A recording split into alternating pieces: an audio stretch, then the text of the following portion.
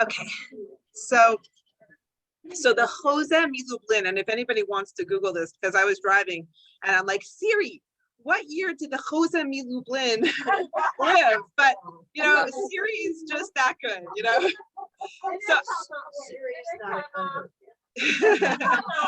we call it Rabbi Google. We're always asking Rabbi Google questions. I mean, all my kids come and they go, Yaakov Shweki, and they know it. So I'm not sure, but if someone wants to Google what year the Jose Milublin. So Lublin is a town in Poland, right? Pre-Holocaust, the Daf Yomi came out of the yeshiva of Lublin, Chachmei Lublin. This is one of the locations that I take all the women to on our trips to Poland. It's a very, very special yeshiva, and a lot was born out of that place. But the Jose is probably like the sage, the giant, like the Gaon of that time, probably 100 years before. So the story goes that the Jose was someone that was always giving charity to the community. And he had his ways, like he had his times that you could come to his home and you tell him your woes and he takes notes, and then he gives you according to your need. Like, how many children do you have? What are your needs? What are your financial difficulties? And then he'll give you X amount, right? Unless you are related to him. If you prove that you're related to him, and some of these families were like dynasties, like if you could prove like your connection, he gives you a higher amount. Because really charity begins at home. We learned that. We learned the levels of charity, and we always it starts with your family, then your community. So obviously if it was a direct relative, he would give a higher amount. So this man, instead of looking for a job, he spends his time researching so he could come to the Jose and say, we're related. So he goes in, they start the process of how many children do you have? What's your financial struggles? What's your woes? Okay, here's your amount. Gives him whatever amount that was for a regular person that needs charity. And he says, hold on, wait, we're related. And he takes out all the research that he's done and he hands it over. And the Jose looks at it and says, we're distantly related. And off you go. So this man leaves his home feeling so upset. Right? He's done all this research. He was thinking he was going to cash in big. He thought, they were definitely related, but it was distant. So he's walking out of the house and his face is kind of sad and he's downcast and he's pretty upset. And the shamish, or do you know what a shamish is? The shamish is someone that works with the rabbi, like the caretaker, his right hand. Like we all need a right hand. I need Julie, I need Lauren, I need Liz, I need people to help me. Otherwise I'm like, I don't know what to do first. So his right hand man is by the door and he sees this man leaving. Usually people are leaving with a smile on their face. So he says to him, what happened? So he tells him his story. He says, I did all this research. I'm actually distantly related to the Jose. I thought I'd get a little more. So he says, come here, let me tell you what to do. He's a bit of a troublemaker. He says, the Jose is going now to pray the afternoon services. And he's going to be leading the services for the community. He's going to be doing the mincha prayers. I want you to squeeze your way all the way up to the front.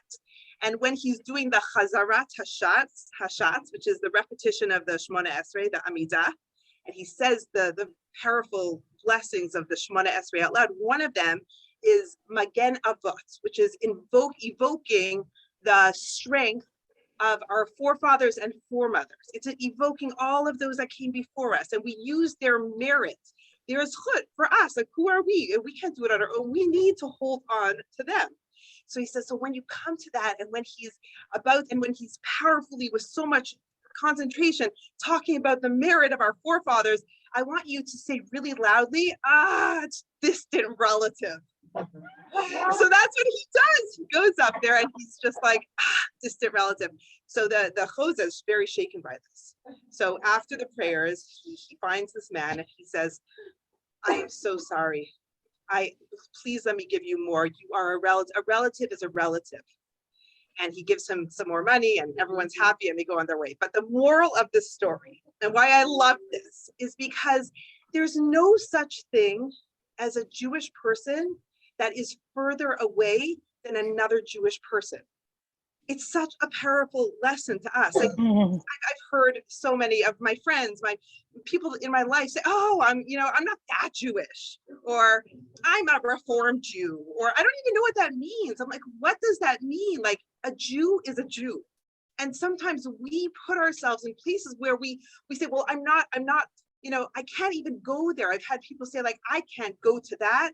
My own son's bar mitzvah, it was in an Orthodox shul, but some of my friends, I can't go into that synagogue. It's an Orthodox synagogue. I feel uncomfortable. I'm like, I had to really it's for me, like, I need you to be there, like, get over whatever it is that you're holding and realize that a Jew is a Jew is a Jew. And there's no such thing as I'm better, I'm closer, I'm right. We're all relatives, not distant. Yes. I missed you.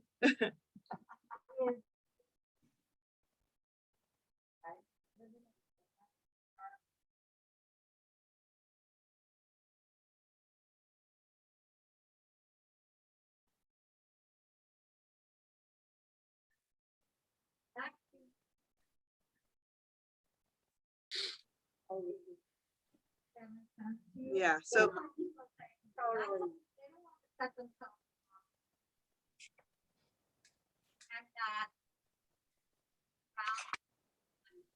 we have a lot of work to do, because judgment, 100%, there's judgment, and I think we spoke about it here that there's probably judgment equally on both sides. So it's not like, it's not like that. But this story that took place hundreds of years ago, did anyone Google when he lived, the Chose Milublin? Anyone?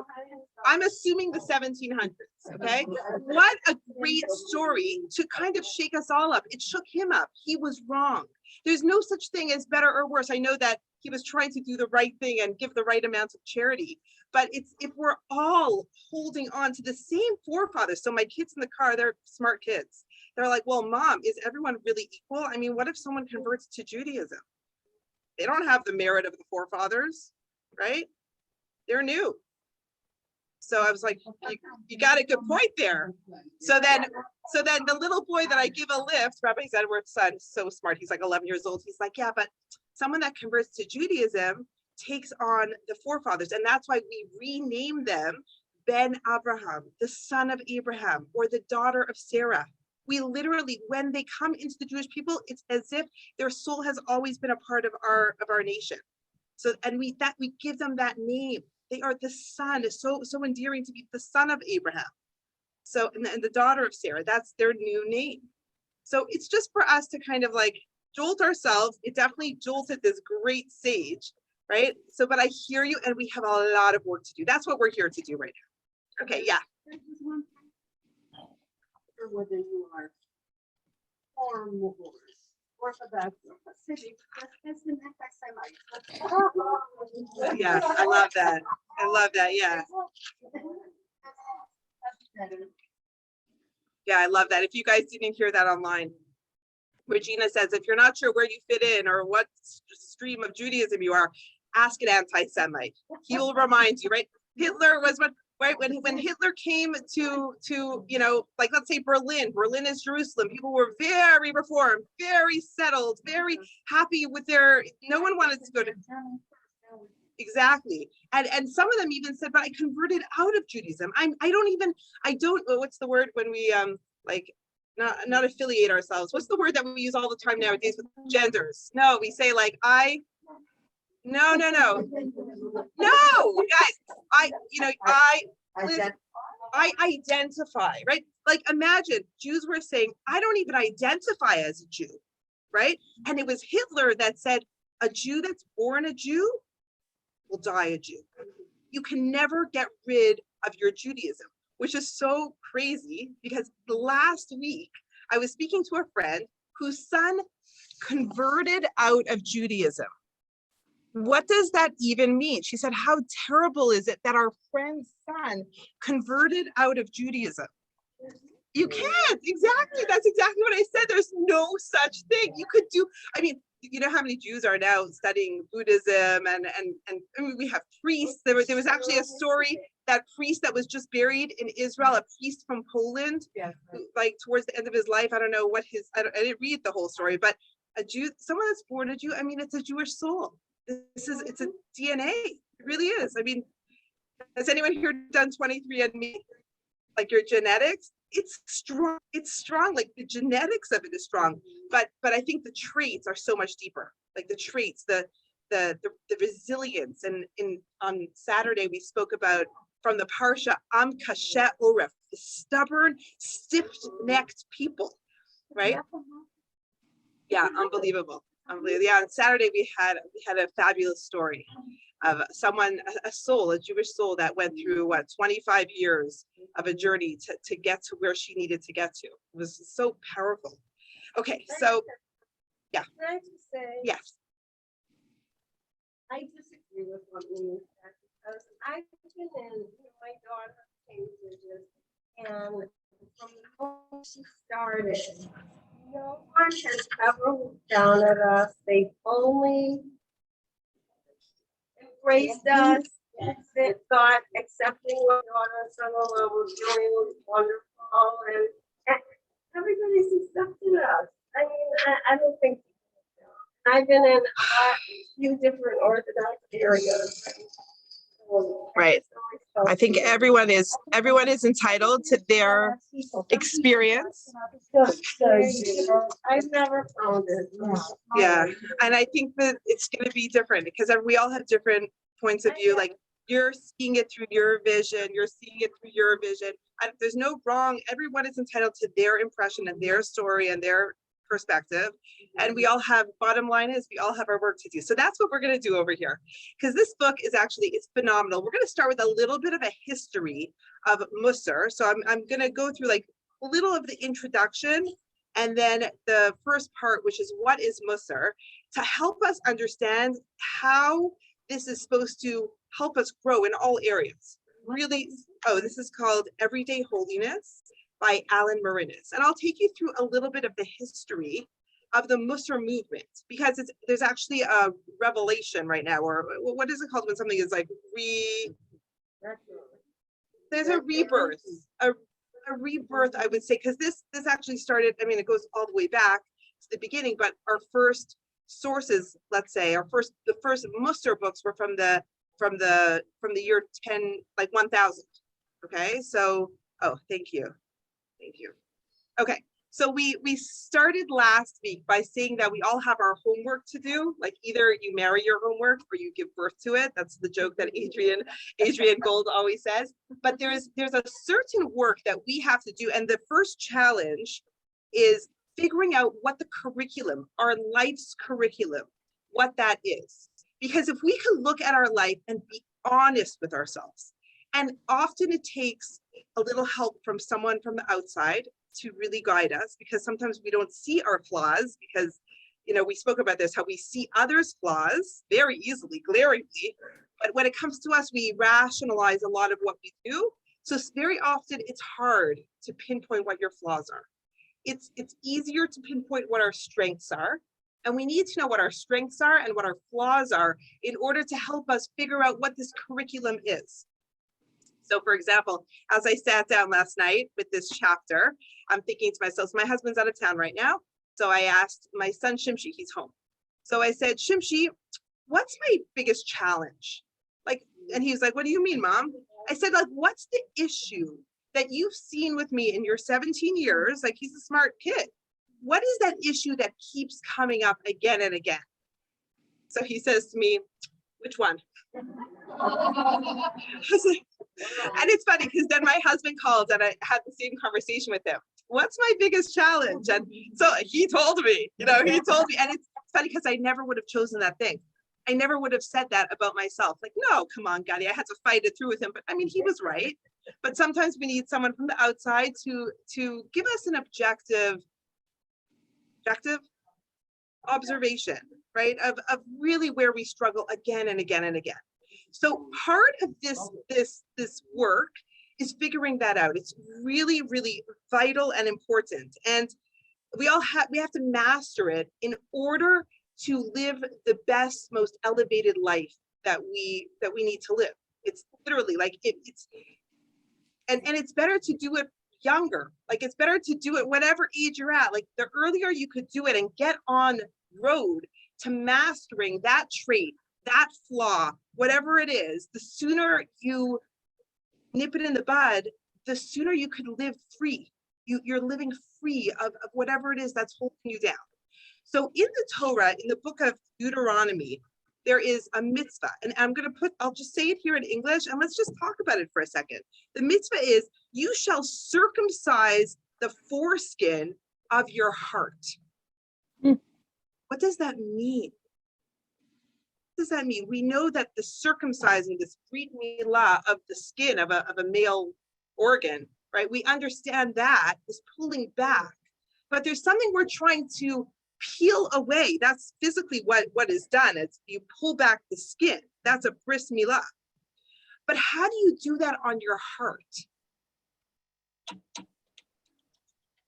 Okay. So okay. So it says over here that there's two ways. The Torah gives two ways of doing this. The first one is to initiate yourself, your own work, your own growth, or God will initiate it for you. Okay, so let's just pause on this for a second. Great story that comes to mind. This is Lori Polanik. She gives us great example. She says, kid goes off to college. I heard this 20 years ago. So just like, the details will change slightly for today's date age. 20 years ago, kid goes off to college and she's having so much fun. She doesn't call home. She doesn't write home, doesn't write letters. And the parents are like, hi, remember us? Like we're paying for your college or whatever. Like, send us a line, give us a call. Anyway, but they don't get anything from her. They're just always busy, whenever they speak, it's hard to get a phone, a pay phone, and no cell phones back in those days. And it's just hard. And the parents are feeling frustrated. So the father writes the daughter a letter and he says, dear Sarah, we miss you so much. How's school? How are your friends? How's your dormitory? We're thinking of you. We'd love to hear from you. She gets the letter, she reads it, but she's off to a party. And she's so busy, the letter gets thrown into a pile and she doesn't respond. So the father sends out another letter. He says, dear Sarah, we miss you so much. Your siblings would love to hear how you're doing. How's college? You're the oldest. Drop us a line. And I'm sure you could use a little bit of money. So we've enclosed some cash for you. Have a great time. Enjoy. We love you, Dad. So she gets that letter and she takes out a pen and paper and she writes back straight away.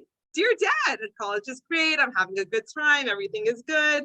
By the way, you forgot to put the money in, right? So right away, you forgot.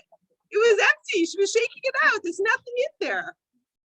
So this is funny. Everyone gives a chuckle because we've all been that kid, right? That didn't write home all 6 weeks of summer camp and, the first one to admit it. But now as a parent, look, we just want to hear from our kid.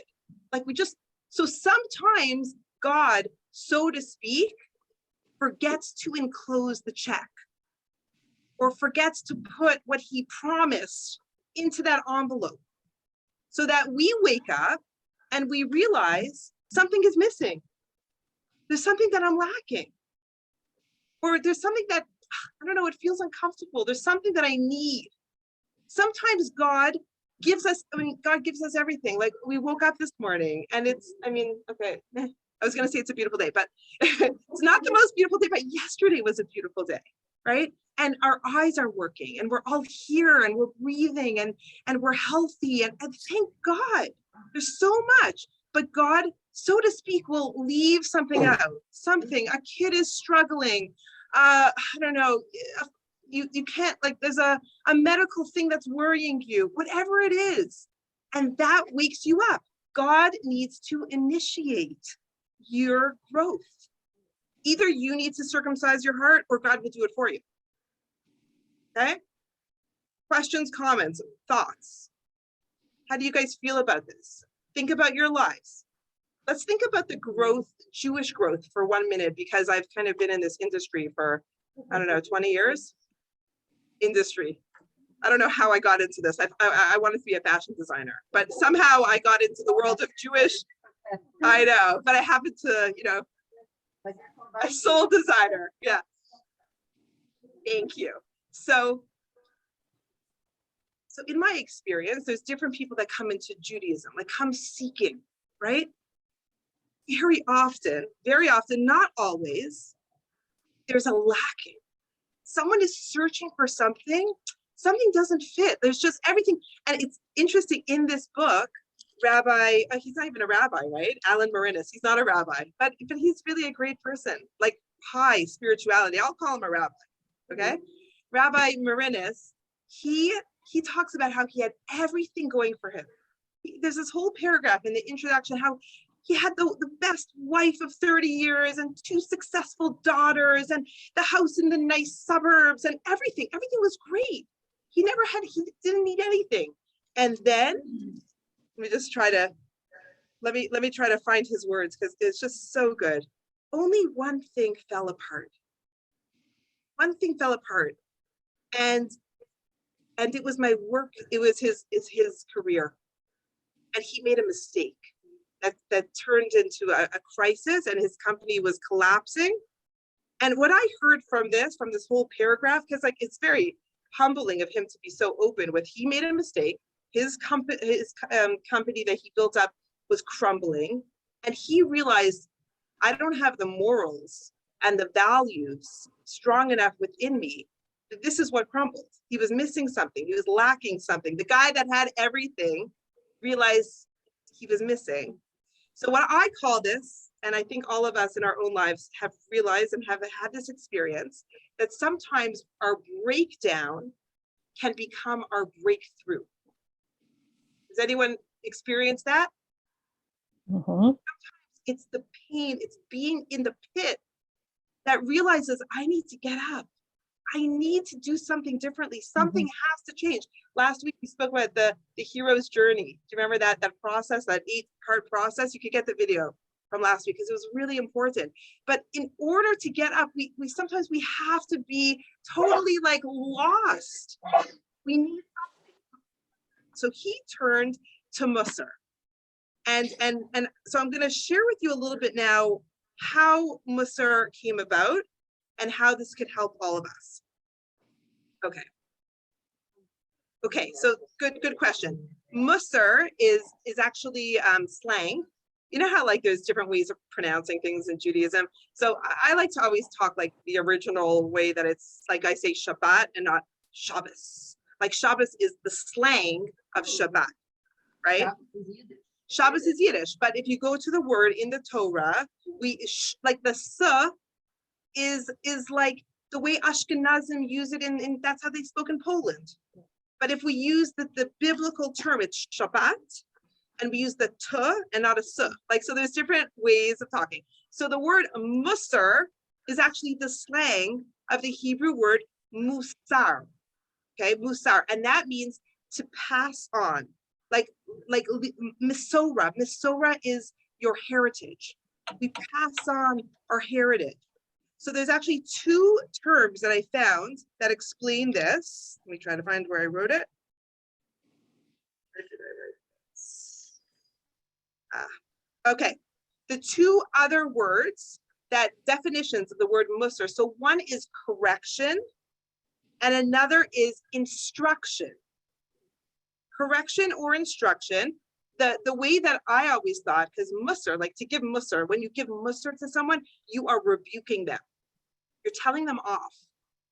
Okay? And here's the word, here's the pasuk from the Torah. Shema b'ni, listen my son, musar avicha, to the musar, to the rebuke of your father, the al titosh, and don't turn away from the Torat imecha, from the wisdom of your mother.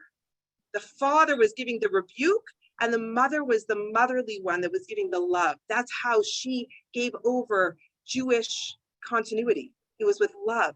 There had to be the strictness. This is in the Torah, right? There had to be that like fear, and there always had to be love. We kind of fell off balance after the Holocaust, because the only way to survive was through fear and through a very, very strict, like it was beaten into us. But that is not working anymore. And now our generation only needs unconditional love. So there's no way we could reprimand the way that we used to. So Musar is a very interesting thing because it's actually one of the mitzvot in the Torah to hocheach tochiach et amitecha. You shall surely give rebuke to your fellow. You cannot sit idly by and watch someone doing something wrong. It's one of the 613 mitzvot. You have an obligation to stand up and to tell your friend off. That is a mitzvah of the Torah. But that, I think we had a whole class on that. How do you do that? I think Gadi gave that class. And it was such a complicated one because our generation, our sages tell us that our generation is so weak that we are actually not able to receive rebuke. We're such an emotionally weak people. We lost Nadine. She's back. That we actually, Musar is very complicated. Okay, so the two words that I explained, so correction, okay, there's like a fixing, that's Musar, instruction, and the Hebrew definition, I love it, ethics. Okay, so that's Musar, to pass over, lineage, heritage, passing over. Okay, that's basically, those are the words. Okay, so what is Musar? I'm gonna use the book a little bit to go through some of the time flow coming up till today. So just bear with me because there might be some names and some towns that you've never heard of, but the Musar movement really took off in Europe. It started, okay, so modern Musar, okay, can be traced back to the 10th century Babylon. Okay, that's where it starts. Has anyone heard of Rav Sadia Gaon? Gaon is always the sage, okay? So Rav Sadia Gaon, he published the first book on it, right? Which was entitled, it was called How a Person Ought to Behave in the World. Okay, so it's really interesting because as you go into Musar, you ask yourself, is this self-help? Is this modern psychology? Right? So we're gonna talk about this because it's not. This is Judaism. It stems from the Talmud. The Talmud is, I believe that all modern psychology, a lot of the good stuff out there, you could find it, like you could source it right back. Like sometimes I'm listening to Brene Brown and I'm like, that is Torah. Like that's, and Rebbetzin Jungreis, she always says, turn the pages. Everything is found in the Torah. Like it's all there. So this is going back a long time ago, 10th century Babylon, the beginning of this like self-help movement, but through a Jewish lens. So in the mid 1800s, we have the rabbi that I introduced this whole class with, Rav Israel Salantar, who is like kind of like a giant in Musar, but he never institutionalized it. Okay, so he put all these ideas out there in the world, but I guess he never created a book or a movement. His students did. Okay, so the famous quote from Yisrael Salantar, he says, and I taught this to you in the beginning, that man's whole existence is to change our traits. If we could change one trait, we have accomplished a lot in our lives. Like that would be enough to spend our whole lives changing ourselves, changing even one trait. That means you mastered your life. Okay, that's Yisrael Salantar. So he started this movement, or before it was a movement, because it was during a time, 1800s, where there was a lot of tensions that were dividing up the Jewish world. Okay, so think back in history to all the oppressions, the czar, all the attractions of the social ideologies, Zionism, communism, socialism. There was a secularizing thrust, the Enlightenment. All of this was taking the Jewish world by storm. There was a lot of change going on. So he realized that we have to face it. We have to face it. And this is so powerful. His response to all of the chaos and people falling off the path of Judaism all around him, his response was to call on people to practice and to study Musar as a means to strengthen the final and most important bulwark for the defense of spiritual life, the human heart. He says the only way to get through this is to strengthen the Jewish heart. Okay? So Rav Israel Salantar, so he inspired people. He had lots of students, but as I said, he did not in his lifetime institutionalize this. So after him, so I'm going to tell you some of the names. Like some of these names are people that we've talked about. Rabbi Simcha Zissel Ziv, okay, he founded a yeshiva in, has anyone heard of the town of Kelm or Helm? Okay, the yeshiva in Lithuania of Kelm, okay, and then after him we had Nassim Tzvi Finkel, who was the head of the Slobodka yeshiva. Are some of these names familiar? After him we had this Rabbi Horowitz of Novardok. These are all towns that had a yeshiva, and each one is famous for their own path. They all had different views. You know, I love this about Judaism. Like, there really is not one way. There are many ways. And sometimes they totally fought with each other or didn't see eye to eye. But it's so interesting that the Musar we have today is a combination of all of these paths.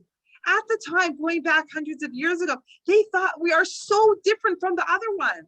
But nowadays, Musar, I don't even know which path I'm learning or teaching at the moment, because they've all merged into one path, like one artery. All the veins came into one big main artery for the Jewish people. But yeah. So there's like, each one wrote their books, each one. But now what we do Musar today in our generation is a compilation of all of the greatest thoughts and all of the ideas brought together. It's very, very rare. I mean, yes, you have this brand of yeshiva, like there's the Mir Yeshiva, like today, I'm saying, there is the Mir, thousands and thousands of men learning in that yeshiva in Jerusalem and in New York, in Lakewood, okay? And you have Brisk Yeshiva, I pass it every day. There's it goes back, I don't even know when it goes back to, the Brisk Yeshiva from the Briska Rav. And over here in Chicago, there's the Telz Yeshiva. It's a whole different mindset. It's a whole different mahalech, a way of learning. You know, my son, he's in a school, it's called the Chafetz Chaim Yeshiva, right? And it's also, there's probably hundreds of yeshivas, I don't know how many, but in every city, there usually is a Chafetz Chaim Yeshiva. And they're very different to the Ner Israel Yeshiva. Like, there's so many different branches, but I think in this point in history, we're realizing that we don't need to stay exclusively in our camp. We need to get the best of every way of thinking and take our own soul into account, because sometimes it's a Lubavitch idea. I'm not Lubavitch, but sometimes I'll connect to an idea that the Rebbe spoke about. So I'll take that for myself. And sometimes it's going to be from a different movement that I don't find myself in. And I really think it's okay. There's actually, you know, in the very ultra-Orthodox world, I actually heard a podcast about this topic, and I was so proud. I could have given it myself. It was exactly how I feel. But I know it was mind-blowing for the ultra-Orthodox people that were listening to it, because there's a lot of fear. So you stay in your box because you're so afraid that if you go into another box, like, it's not your value system. And we're so afraid, the fear is paralyzing us in the Jewish world. We're so afraid to step into other groups because what if it shakes us up too much? What if my kids fall off the derech? What if? Like, we have to stay in our box. And this is we've been like this since after the Holocaust, out of such fear of holding on, that I get it. Like, I get where it's coming from. I've never been to places like Williamsburg, where you have like this Hasidic sects where women walk on one side of the street and men walk on one side of the street. I've never been to these places, but I know that it's not coming from a bad place. It's coming from a place they're trying to hold on. They're trying to preserve. They're still dressed in garb from the 1800s. How hard is that in 2020 to hold on like that, right? Do you remember when we were talking about judgment? I gave that great quote. Let's see if I remember it now. My friend, Jody Bosch, she lives in Miami now. When she sees someone that looks so different to her, is trying so hard to hold on to that, she'll say something to herself like, it must be so hard. And then all the judgment she feels just like goes away. Like, why? Like, why? Like, there has to be a why. Like, why are they doing that? There's something good in it. There is. You know how hard it is to hold on? It's so much easier to throw it all away and live in today's, modern world. So what I'm seeing in the larger Jewish world is that there's all of a sudden this acceptance of other ideas. Miri, you said judgment, like you feel judgment or there is judgment. And I said, yes, and it's on both sides. I would love to see this. And I think he's actually he's kind of like a forerunner in this world because he's not a rabbi. He's not your typical, but he's able to get the beauty from every different sect and bring it together. And what's also really nice about this movement of Musar is that it doesn't discriminate. Everyone, young, old, female, male, Jewish, non-Jewish, could get so much out of this system because it's all about personal growth and it's sourced in Judaism, but it doesn't, any non-Jew could pick up this book and have their lives changed. Okay, so a key is like really like stepping out of that judgment, putting the fear aside, not being afraid to step into worlds that might be uncomfortable for you. So he does that over here. He brings it all together. So, okay, and just like final word over here in this chapter, what is Musar? So he says, we've changed in so many ways through the centuries, yet at our deepest core, we've really not changed at all. And I think that's important. And I think we spoke about last week a little bit about holiness, right? That in our society, what is holy? How do we describe it? What was holy 20 years ago, what was unaccepted 5 years ago is now very acceptable, right? It's the things that things have changed, but the intrinsic value of holiness has never changed. Like if you really peel away all the trappings, what's holy and pure is holy and pure. You can't take that away. You can't change that. That's one of the only things that is not changing, right? And you feel it. We know that. Okay, so now let's take it to the next generation. So I shared how some of these whole yeshiva systems were built on these teachings, but they all had their own path. Okay, and then we have modern Musar. So the modern giants, and these might be names that you're more familiar with. There's someone in the waiting room again, Sherry Weiss. It looks like you could just press that. Admit. So Musar did not die, even though it's gone through a lot of transformation. But in the 20th century, it produced recent masters. So here are some of the names: Rav Elia Lopian, Rabbi Dessler. So he wrote "Strive for Truth." So that is a Musar work, and that's more contemporary. Rabbi so once again, the word Liz, that I asked you for, I was like, what's that word like? So, oh yeah, that also, but I said a revival. Okay, so right now there's a revival going on, a spiritual treasury that is being opened once more. Okay, and it's relevant now more than ever. So, okay, questions until now, like just how this all came to be. So the purpose of this movement is to guide people, Jewish, non-Jewish, how to live their best lives. Okay, and that's going to be through fixing, through change. What were the other words, the description? So it was, what were the words for understanding Musar? Correction is fixing, instruction, and ethics. Okay, so those are some words of describing Musar, and to pass this all over. Okay. Yes, question.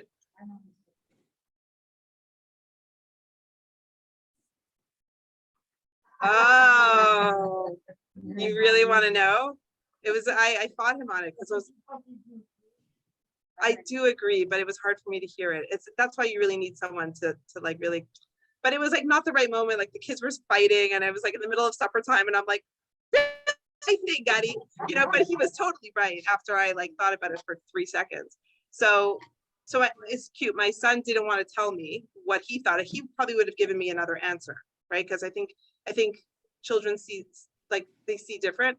So my husband knows that every night when I go to bed, which is way too late, I keep my phone next to my bed, and he hates it. Hates it. And I know where it's coming from. It's a need to feel like I'm in control. I have a kid in Israel. I have a kid that's usually in St. Louis. I have a kid in a dormitory in Lincolnwood. I don't know. There's a certain control that I'm trying to, even though I know I have no control. Like, and what could I do from Israel? Even if she calls in the middle of the night crying, right? So I know he's right, and it's something I need to work on. And wanting to be in control could be a very negative trait. I personally feel like I've worked so hard on this. Like, I'm not a control freak. I'm not type A, or, I don't know. I'm not that person, but there's still something in me that, so what he told me in this 2 minutes while the kids were having a fight was it stems from a lack of real faith in Hashem. And I know that he's right. I was not raised with like Hashem is, it's all going to be good. It's not how I was raised. My husband was. And being raised a certain way, really, really, like, as much as you take things on and you try to change yourself, it's not my go-to. When I pay at the supermarket and it's like insufficient funds or whatever, that's happened many times in my life. Right away, I'm like, I have to solutionize. I call my husband and transfer money. I'm standing at the cash. This is so humiliating, whatever, right? Like, that's the practical thing that you should do, I guess. Like, you have to figure out what to do in the moment, but it's never, my initial go-to is not like, Hashem, help me, right? So it takes a lot of work. I think he's right. I think this is going to be a lifelong journey of letting go. Yeah, like, when in the moment, like, sometimes, like, I'll give you an example. Last week, there was that snowstorm, okay? Getting my kids home from school, it was in the heart of it. Like, I should have just waited somewhere, like, got the kids and then just waited it out. But I was like, we're going to get home. And I was, slipping on the highway, petrified. And so I called my husband because I needed moral support. And he was shoveling outside without his phone because he's not a control freak. So he's like, I forgot my phone. I left it, whatever. Not a big deal for him. But for me, I'm like, I need someone with me now. So I called my son, and so he's like, oh, mom needs emotional support. He's like, can anyone give mom emotional support other than me? Like, I'm like, no, Yossi, you're the one. Like, be with me here. I'm scared. But it's interesting, like, my go-to as an Orthodox woman, that I do have faith. I need to work on that muscle that in the moment of pain, I don't call someone, that I just say, Hashem, me. What? Right. Like, meaning it's normal?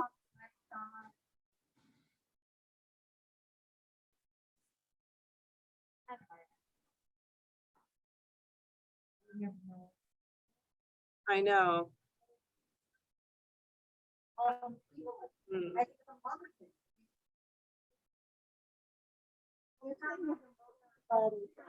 Someone tell my husband, it's very hard for me.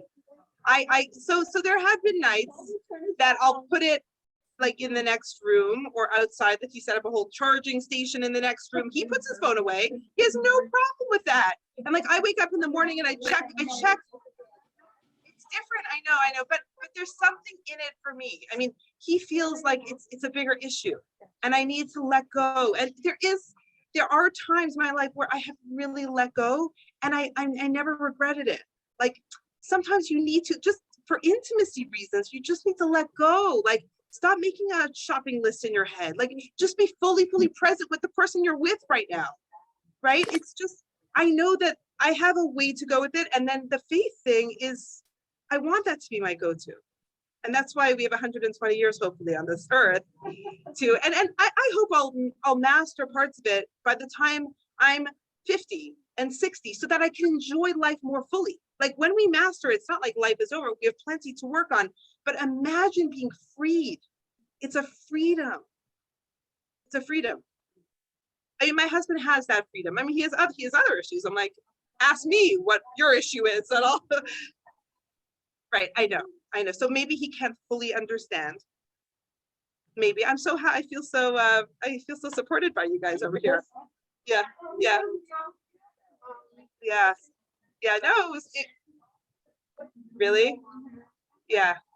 Yeah. No, but there's like parts of it that could really take away from a relationship. If you're always like, my husband he's jealous of the person at 1 a.m. that I'm giving strength to and texting, and he's like, get rid of it. Like it comes between us. Like we know that the phone, it's a tool and it's a weapon. So he's basically begging, get rid of your phone. Stop. Like this is what he said last night. And this 2-minute conversation, he got in a lot. He's like, we all know that the second Shabbat comes out, we all know where you go. You go upstairs to check your phone. And he's right, because I want to know that my daughter had an okay weekend. I didn't speak to her for 30 hours, right? And there's like certain fear.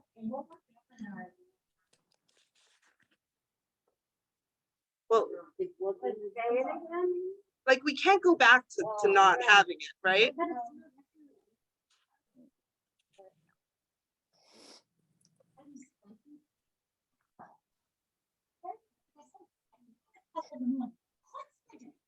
Your phone needs to be open. Right. Judy's a real good role model for me. If I'm texting her late at night, she's like 10:30, putting my phone away. I'm like, wow. But you're at a different stage where you're not worried about, you did? Okay. Paula, what do you say?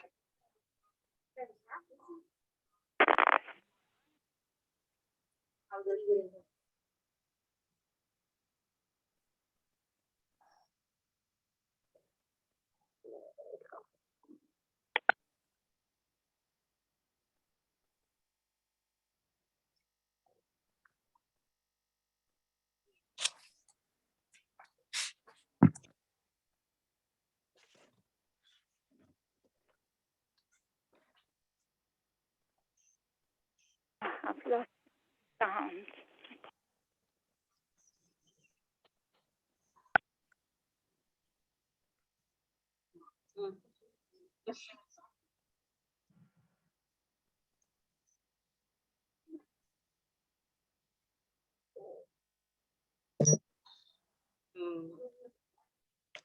Right. Yeah.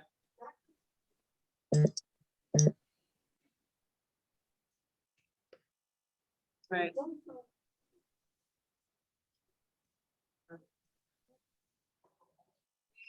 I haven't had a landline in a long time. I admit. Right. That's basic. Right. So I'll tell you, like where I think I really, first of all, I really appreciate everyone's like support, that I'm not like crazy, that I'm like a control freak. I don't think I'm a control freak. I actually, but I'll tell you the hard part. The hard part is that there's things about it, like it could be for such a good reason. Like I just want to make sure my kids are safe at night, right? So that's why I have my phone next to my bed. It's hard not to, because I almost can't sleep. I think I haven't slept a full night since I had my first child, right? Like I sleep with one eye open. Like my husband makes fun of me. He sleeps like a log. And I'm always like, I hear a noise and I'm like, so it's a little bit of maybe I have to let it go a little bit. But the hard part is that when there's so many relationships in your life and you happen to have it for the best of reasons, only for your children, but when you check and then you see there's 50 messages and people just want to say hi, and by the time you're finished, answering your messages from local time zones, then all of a sudden the people in Israel are waking up and then they're saying hi. And there's a lot of people in my life, so it's just it is a sore topic. So that's my issue. So it's like letting go and like not getting back to everyone, and like that's my challenge. I want to be on top of every message and I want to be there for every person, and it's not the right. Yeah, that's When you're emptying the well.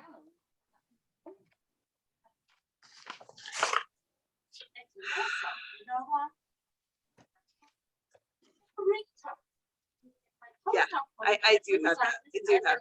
Yeah, it's always on silent except for the family. You guys are right. And all of you guys would be on that list. No. Okay, okay. Let's have 5 more minutes of learning, but I love that I just got a whole therapy session. So thank you so much. Okay, so the next little part of this chapter on understanding Musar, love this heading, an extraordinary ordinary life. Okay, so the story that comes to mind, I think all of you met Elisa Bulow, right? Yeah. And she's so fabulous, and I'm sure you've heard some of her stories. But one of her incredible life stories is that she makes the shidduch for her daughter, regular, normal, healthy, Beis Yaakov girl. She makes her shidduch to a quadriplegic, right? Have you guys heard the story? I could, if you haven't heard it, I will send you a link to listen to the entire story of the, it's unbelievable. So okay. I happen to be very close with her daughter, and Gadi is very close with her son-in-law. Very complicated situation, a beautiful, beautiful situation. They have, I think, 4 children, and he just got his doctorate in psychology, and it really worked out really, really well for them. I don't know what you're referring to. There's something that triggered somebody? Okay. Oh, really? Really? Okay. Wow. It's so out there. It's so hard. So, but I just want to tell you a few words because it's her story. I mean, it's her story. But when she tells over the story, she says that people would come up to her in the street. Well, Mazel Tov, like, and everyone, she couldn't believe, you know how like put in a filter, you know, she couldn't believe what people were saying to her. Like people would come up to her in the supermarket and say like, wow, so, I mean, is there anything wrong with your daughter? Like, is there, like, you know, people wanted to know, you know, people were asking her questions all the time. So someone said to her in the supermarket, like totally inappropriate, like, well, I mean, are they going to be able to have like an ordinary life? And Elisa's like, no, they're not. They're not going for ordinary. She says they're going for extraordinary. Isn't that such a good answer? And that's truly what their life has been, right? They couldn't have children for the first few years until they figured things out. I mean, they had to do in vitro, right, for all of their children. But when they were waiting to have children, when Shua was born, so he's 10 years old, it was before they had any children. So we gave them the honor of being the kvater, right, which is an honor to give a couple that are hoping to have a child. So they were married for a couple of years, no children. So we gave them a kvater, but that was not, it was such an interesting, like usually the husband takes the baby and then carries it and gives it to the wife. And then they pass the baby from arm to arm, and then they put it on the chair, give it to the sandak. That's the honor. But this was a little different because Yeshua was in a wheelchair. So it was like our baby was being wheeled down the aisle to the sandak. Like, do you get it? Like it was not very traditional, but very tough, not ordinary, extraordinary.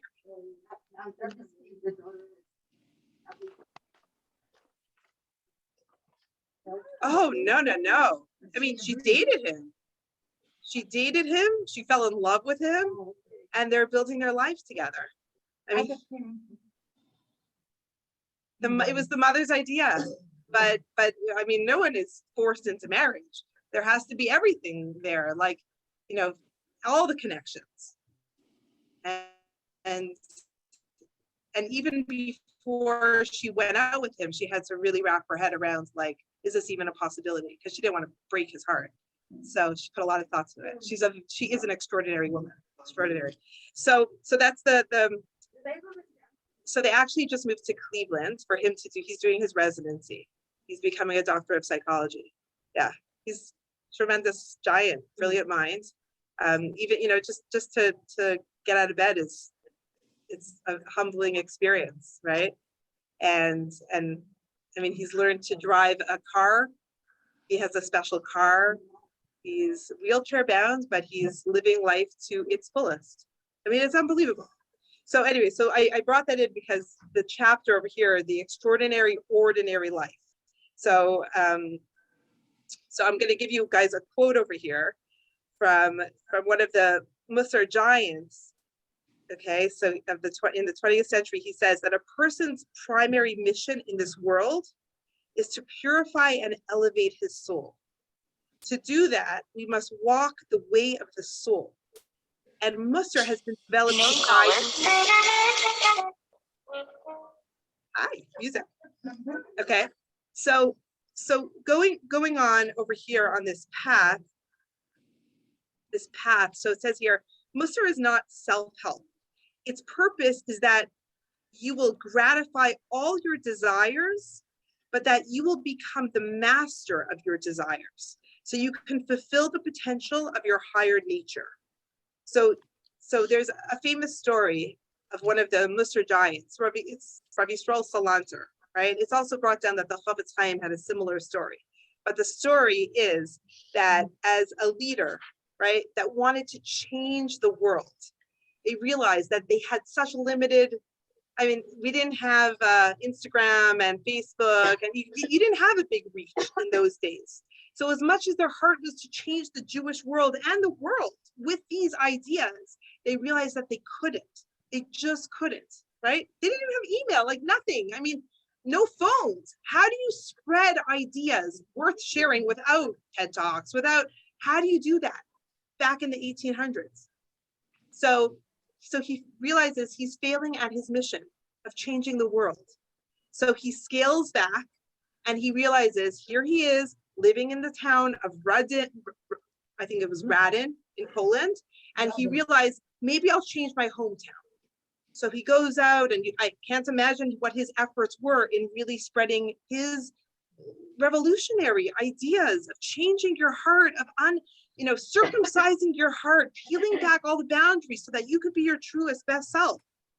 But he realized he can't even change his community. So then he tries his family. Forget about that. That's the hardest of all. The ones closest to you, forget it. Try to change someone. But then he realizes, finally, I decided to change myself. And that's how I had such a big impact on the world. So that is the message for all of this. It's really, really overflowing your cup, right, to all the adjacent vessels, the other people around you, right? When you work on something, a trait, no one needs to know. No one needs to know, but everyone notices.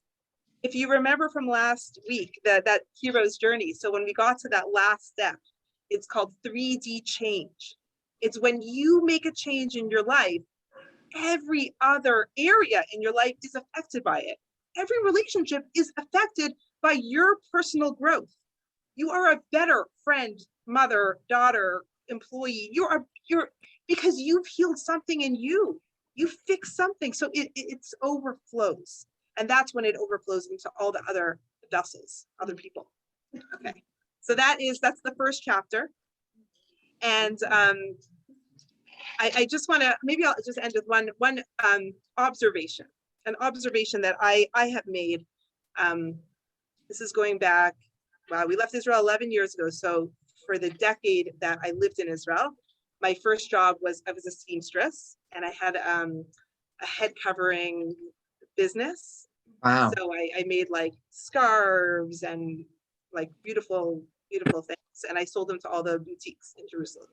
So part of the fun, I mean, Marilyn, we could have been best friends back in the day. Part of the fun was, but once a month, I got on a bus, arranged childcare for my kids, and off I go to Tel Aviv. Okay, so I leave Jerusalem, which is like the heart of like spirituality and holiness, for the most part. I mean, I was living in bubbles, I was living in beautiful, holy communities. And then I would get on the bus, I would go to Tel Aviv. I get off at Tel Aviv. Like, it's such a contrast to Jerusalem, right? I can't even describe it. It's like you have like a jolt.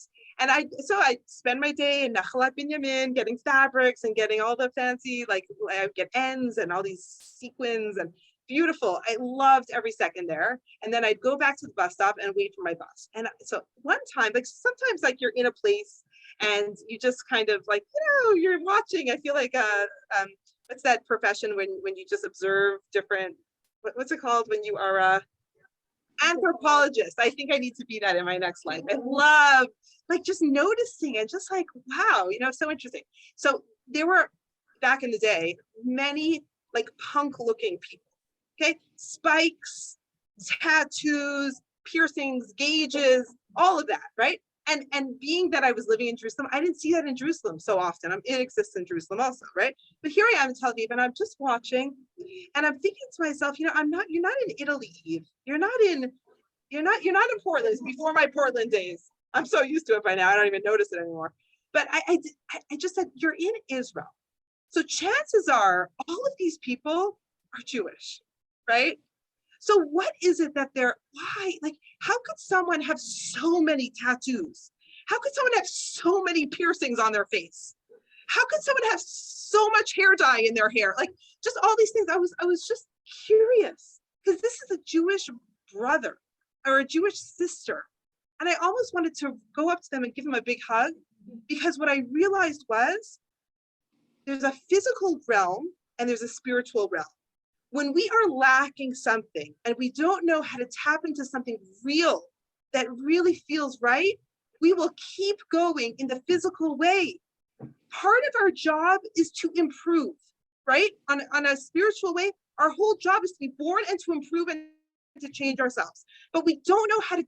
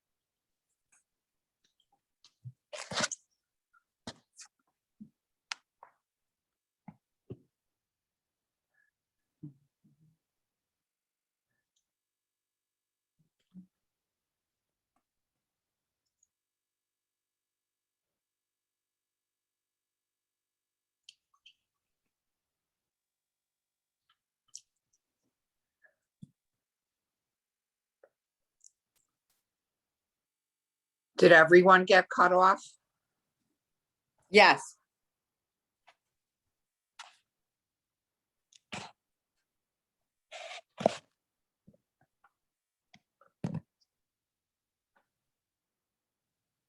It was in a good part also.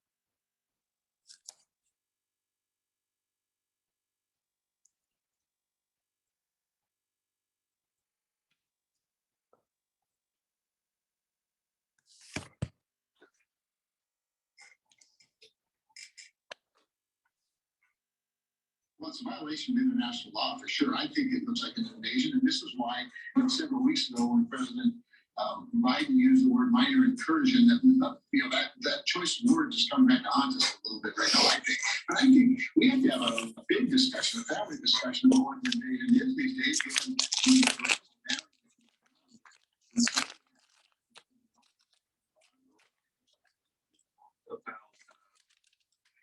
On the speech at least yesterday. I'll hang out the right to Ukraine. He said he's not trying to. He comes back today, John. So he's not really trying to rebuild the Soviet empire, but yesterday it seemed clear that is what he was saying. Well, which is it for you? Yeah, I think it's the latter. It certainly sounded an awful lot like that's what he wants. It's certainly not new news. This has been an ambition that he's harbored for a long time. I'm bashful about it. And I think, like I said, the airing of all of those grievances yesterday certainly looks like a man wanting to use that. I believe it was a few weeks back. You actually made a visit to Ukraine and you spoke to Zelensky there, and you assured him that the United States is going to be.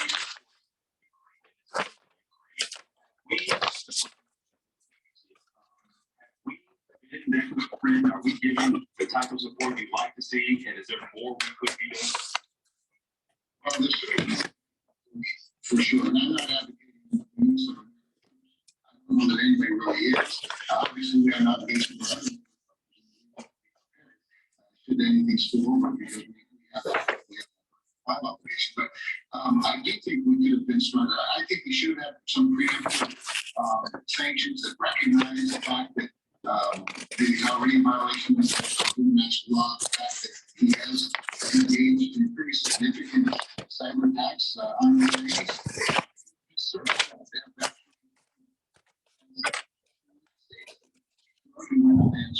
Frankly, so I think we should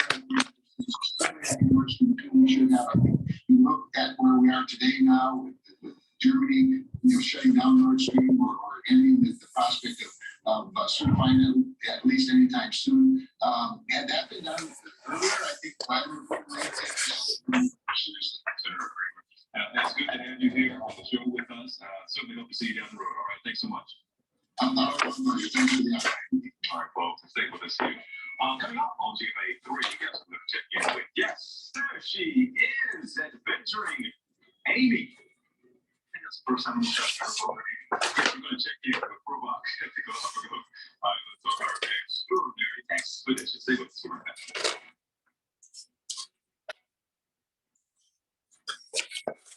More Americans choose VCs. America's number one source. So ashamed of a ridiculous used car, decided to go undercover. Just picked the wrong used car site.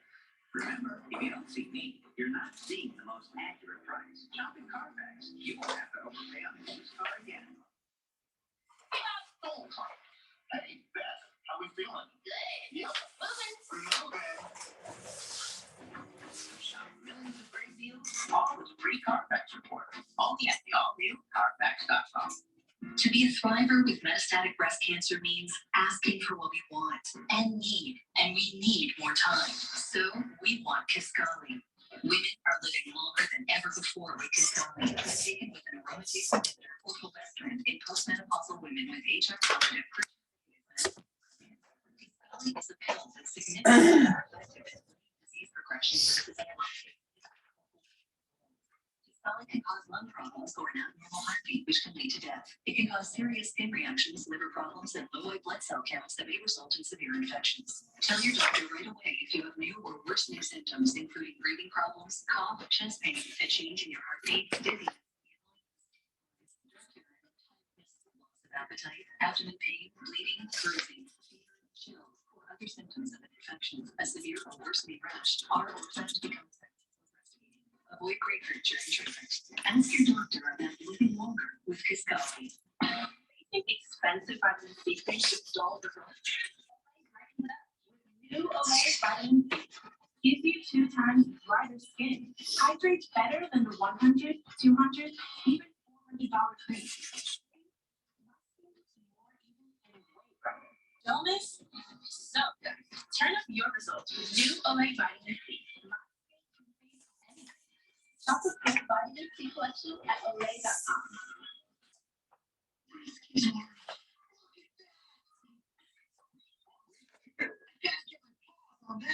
Whiskey's Farm favorites, the winning formula. Beat their fantasy. Ocean favorites, yum! When tough pain hits, get back with fast and powerful. Longer lasting relief than Tylenol extra strength pain caused by inflammation directly at the source. So get ton on. Don't settle for products that give you a sort of light smile. Try Press Lightning Holidays. The flaxseed chocolate. Faster, 100% whiter teeth. Shop PressLightSmile.com. Creaky penis. A bad mood related to a sluggish gut. Body to unblock your gut. For your gut is your new most and that's you. Because we want people to know that they're delicious and can help lower cholesterol.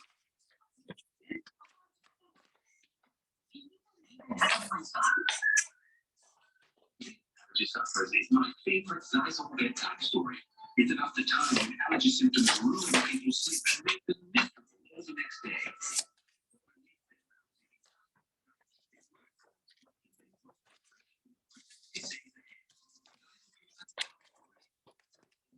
It's time to lower the spots in the Claritin.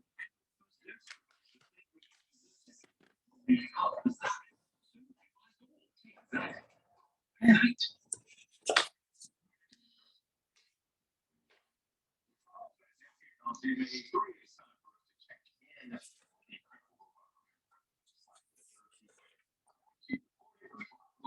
Always document the effects of climate change for areas long life zone. Good afternoon, TJ. Yes, here I am on one of our Zodiac boats, and I'm off to another adventure, which is what you do when you're here in the Galapagos. We're actually headed to this island right behind me, Santa Cruz Island. We are going to see some of the island's most iconic residents. Yes, I am talking about the Galapagos giant tortoise. We're very excited about witnessing these majestic, ancient creatures. This, of course, after a rough day at sea, kayaking with green sea turtles. These creatures who live in these waters and on these islands have been around for millions of years, and yet now climate change is affecting their habitats. Oh my goodness. Right there.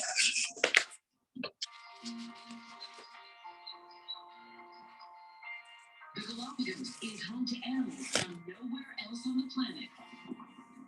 Kayaking in Baroness Bay on Floriana Island.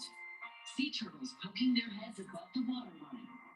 If the water level rises like 2 meters, these beaches are gone, and a lot of the beaches could be gone.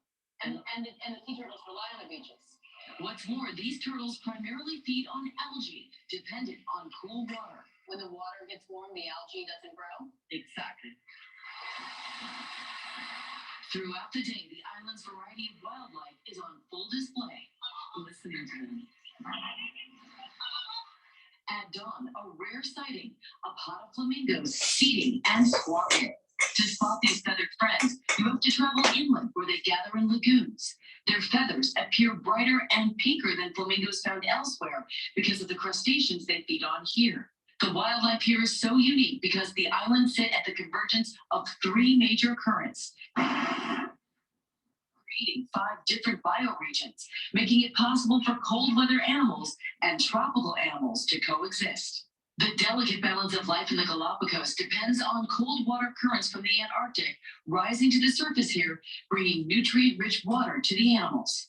But as ocean temperatures rise, exacerbated by increasingly frequent El Niño seasons, that nutrient-rich cold water doesn't always make it to the surface. Algae and fish die off. Larger animals like sea lions lose their food source.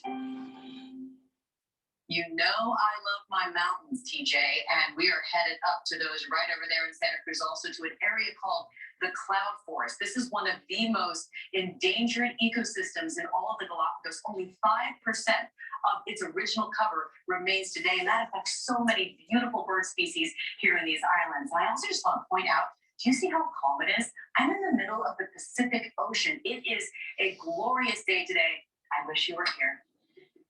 Wow, did you feel that? That was sincere, right? Did you sense that? No? Yeah? Okay. All right, Rose, thanks so much. Gonna look forward to much more from Robot, of course, the Galapagos throughout the week. But up next right here, Dr. Ashton, just gonna check in and look at some of your questions. And then a lot of people saw this video.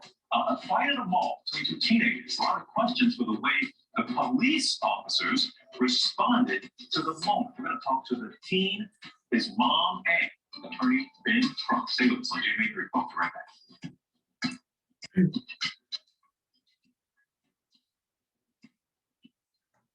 If you have type 2 diabetes or high blood pressure, you're a target for chronic kidney disease. You can already have it and not know it. If you have chronic kidney disease, your kidney health could depend on is a pill that works in the kidneys to help slow the progression of chronic kidney disease. It can cause serious side effects. Tract or genital yeast infections in women and men, and low blood sugar. Ketoacidosis is a serious side effect that may lead to death. Bacterial infection. Stop taking Foreskin and call your doctor right away if you have symptoms of this bacterial infection, reaction, or ketoacidosis, and don't take it if you're on dialysis. Take a good chronic kidney disease. Talking to the doctor. Secret. That may be able to help.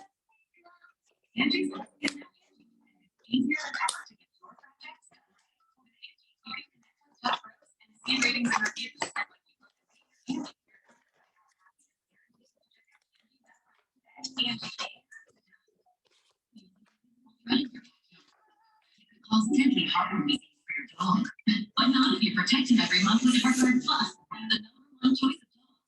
Digestive and neurological side effects have rarely been reported. Ask your vet for HeartGuard Plus.